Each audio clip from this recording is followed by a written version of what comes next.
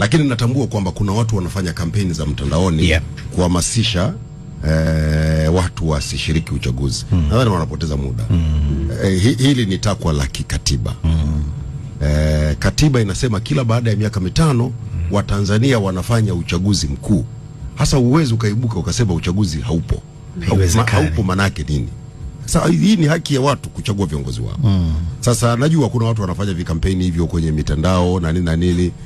Watanzania sisi tunafuatilia, na sisi kama serikali tuna wajibu wa kuhakikisha mtu habugudhiwi kufanya lile ambalo ni haki yake ya msingi. Ndio. Tume ya Taifa ya Uchaguzi, Tume Huru ya Taifa ya Uchaguzi inasimamia taratibu za uchaguzi. Huko siingilii, wenyewe wakija mtawaita, mtawauliza waambie nini kinaendelea.